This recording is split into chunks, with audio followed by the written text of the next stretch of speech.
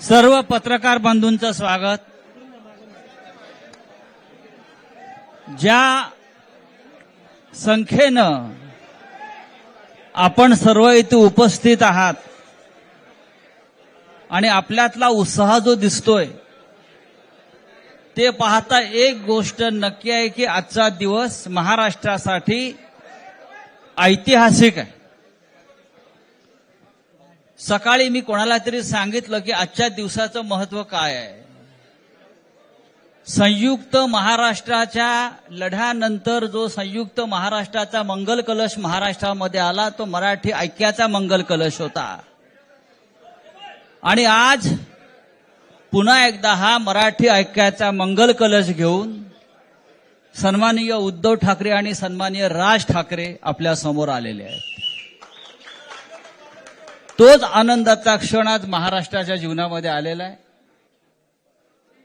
मी अजिबात यापुढे काही बोलणार नाही। हाच मंगल कलश मुंबईसह अनेक महानगरपालिकांमध्ये विजयी भगवा ध्वज फडकवल्याशिवाय राहणार नाही आणि या महाराष्ट्राला फक्त ठाकरेच नेतृत्व देऊ शकतात आणि महाराष्ट्र ठाकरेंच्याच मागे जाईल हे सांगणारी आजची पत्रकार परिषद आणि आजचा दिवस आहे। मी यापुढे सूत्र ही माननीय उद्धव ठाकरे व माननीय राज ठाकरे यांच्याकडे देतो। बघा एवढं आमचं एकमत झालेलं आहे।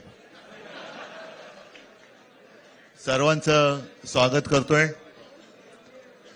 आणि आता संजय राऊत यांनी संयुक्त महाराष्ट्राच्या लढ्याची आठवण करून दिली। तो जो मंगल कलश आणला गेला तो काही सत्यनारायणाच्या पूजेसारखा आणला गेला नाही, त्याच्या मागे खूप मोठा संघर्ष झालेला आहे। 105, 107 किंवा त्याहूनही जास्त मराठी माणसांनी बलिदान देऊन मुंबई महाराष्ट्राला मिळवून दिली आणि त्याची आठवण आज होणं स्वाभाविक आहे, कारण आम्ही आज दोघेही इथे बसलेलो आहोत ठाकरे बंधू। आमच्या दोघांचेही आजोबा प्रबोधनकार हे संयुक्त महाराष्ट्राच्या लढ्यामध्ये पहिल्या 5 सेनापतींमधले एक सेनापती, त्यांच्यासोबत माझे वडील म्हणजे शिवसेना प्रमुख हिंदू हृदय सम्राट बाळासाहेब ठाकरे, राजचे वडील म्हणजे माझे काका श्रीकांतजी ठाकरे, म्हणजे अख्खं ठाकरे घराणं त्यावेळेला मुंबईसाठी संघर्ष करत होता। त्याच्यानंतरचा इतिहास मी काही आता तुम्हाला सांगत बसत नाही, पण मुंबई महाराष्ट्राने मिळवल्यानंतर मुंबईमध्येच मराठी माणसाच्या उरावरती उपरे नाचायला लागले आणि त्यावेळेला न्याय हक्कासाठी शिवसेना प्रमुखांना शिवसेनेला जन्म द्यावा लागला। साधारणतः 60-65 वर्ष आता होतील, पुढच्या वर्षी शिवसेनेला 60 वर्ष होतील।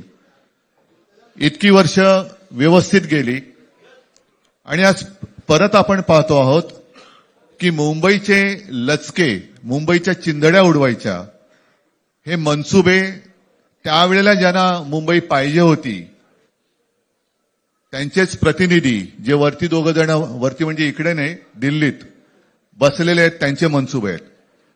आणि आता जर का आपण भांडत राहिलो तर मग तो जो काय संघर्ष, ते जे काय हुतात्मा स्मारक आहे त्याचा मोठा अपमान होईल। आज आम्ही आमचं कर्तव्य म्हणून एकत्र आलेलो आहोत आणि मी मागेच म्हटलं एकत्र आलो आहोत ते एकत्र राहण्यासाठी। यापुढे मुंबईवरती आणि महाराष्ट्रावरती कोणी वाकड्या नजरेने किंवा त्यांच्या कपटी कारस्थानाने महाराष्ट्राला मुंबईपासून किंवा मुंबईला महाराष्ट्रापासून, मराठी माणसापासून तोडण्याचा प्रयत्न करेल, त्याचा राजकारणात खात्मा केल्याशिवाय राहणार नाही, शपथ घेऊन आम्ही मैदानात उतरलेलो आहोत। उत्साह अमाप आहे। मी तुमच्या सर्वांच्या माध्यमातून, मला कल्पना आहे की आज केवळ महाराष्ट्रच नाही तर अख्खा देश बघतोय। मी सर्वांना विनंती करतोय, आवाहन करतोय आणि एक सूचना सुद्धा करतोय. कारण मागे विधानसभेच्या वेळेला भारतीय जनता पक्षाने जो एक अपप्रचार केला होता, बटेंगे तो कटेंगे, तसंच मी मराठी माणसाला सांगतोय की आता जर का चुकाल तर संपाल, आता जर का फुटाल तर पूर्णपणे संपून जाल. म्हणून परत एकदा तुटू नका, फुटू नका आणि मराठीचा वसा टाकू नका, हाच एक संदेश मी आमच्या आज दोघांच्या युतीच्या निमित्ताने संपूर्ण महाराष्ट्राला देतो आहे. आणि मला खात्री आहे की मराठी माणूस हा सहसा कोणाच्या वाटेला जात नाही, पण त्याच्या वाटेला जर का कोणी आलाच तर त्याला परत जाऊ देत नाही. मी सगळ्यांना परत मनापासून धन्यवाद देतो. आणि राज,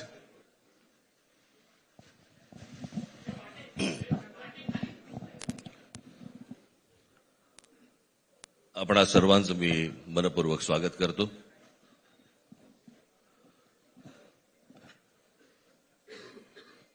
जे काय बाकी बोलायचंय ते सगळं जाहीर सभा जेव्हा सुरू होतील त्यावेळेला बोलूच आम्ही. परंतु माझी एक मुलाखत झाली होती आणि मी मुद्दामून आठवण करून देतो त्या गोष्टींची. आणि त्या मुलाखतीमध्ये मी असं म्हटलं होतं की कुठल्याही वादापेक्षा आणि भांडणापेक्षा महाराष्ट्र मोठा आहे. आणि मला असं वाटतं तिथून त्या आज आम्ही एकत्र येण्याची सुरुवात त्या वाक्यापासून झाली.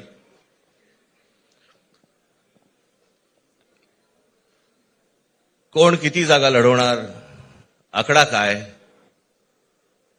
हा नाही सांगणार तुम्हाला.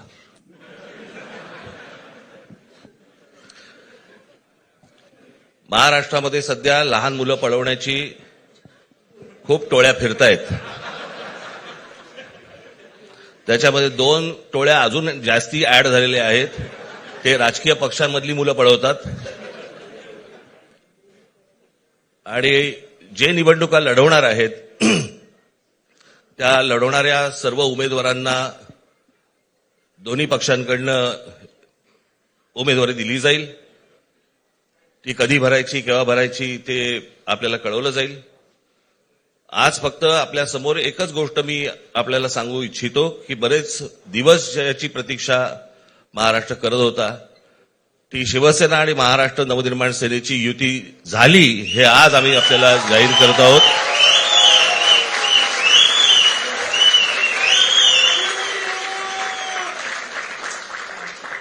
धन्यवाद.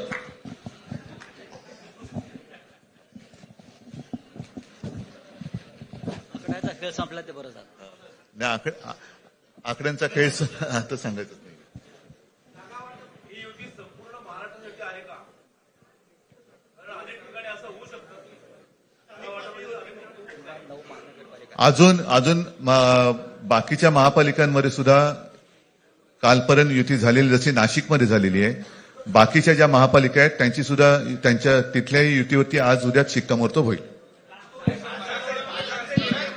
उद्धव ठाकरेंची शेवटची निवडणूक असेल, या इलेक्शनला त्याच्या कार्यकर्तेच राहणार नाहीत असे भाजपचे लोक म्हणतात. लोक कोण? रावसाहेब दानवे ते स्वतः हरले भोकर स्वतःचा पराभव. त्यांच्यावरती प्रतिक्रिया देण्याच्या तरी पातळीचे राहिलेत का ते? त्यांना त्यांच्या पक्षात सुद्धा कोण विचारत नाही. जाऊ. मला असं वाटतं की उत्तरं देवांना द्यावीत, दानवांना नाहीत.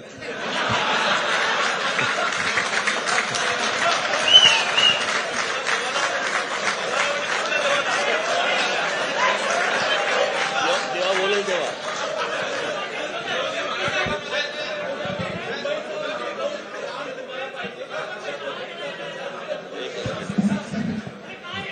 मुंबईचा महापौर मराठीच होणार आणि तो आमचाच होणार.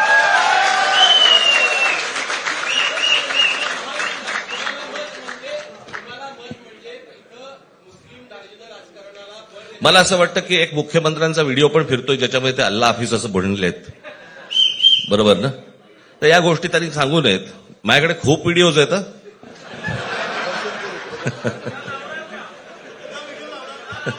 काय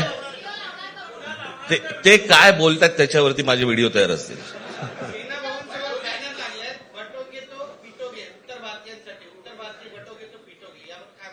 काय म्हणायचंय? काय म्हणायचं त्याच्यावरती? सगळ्यावर कसं बोलायचं रे?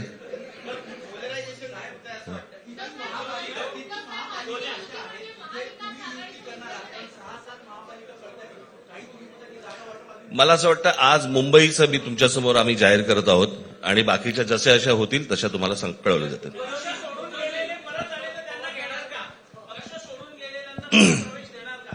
मग कोण गेलेत?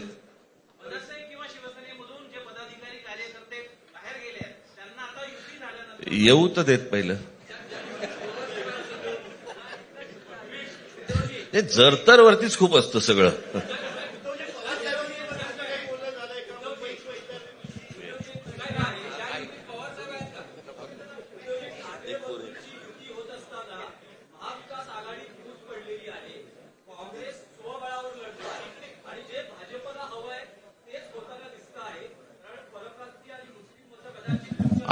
भाजपला काय हवंय ते भाजपने पाहावं, मराठी माणसाला काय पाहिजे ते आम्ही पाहतो.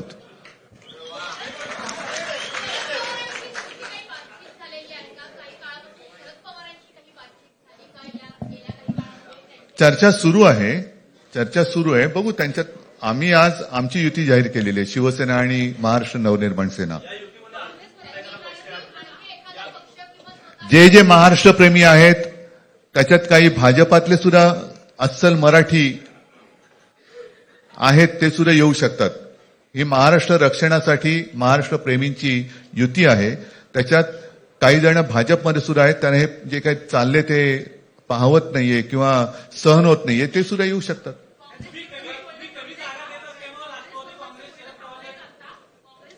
काँग्रेसने जर जाहीर केलं ना, हो मग आता म्हणजे आणखीन काय बोलायचं? तोडलं का?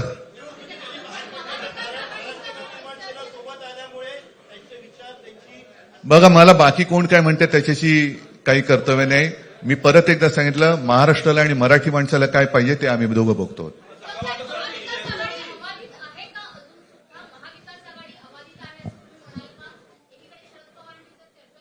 सगळे पक्ष बाहेर पडून आघाडी अबाधित आहे.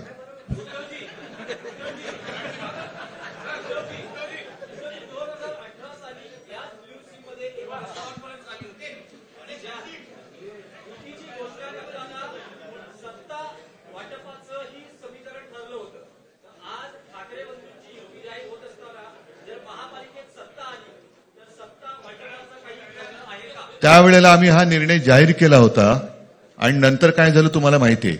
म्हणून आज आम्ही तो निर्णय जाहीर करत नाही आहोत.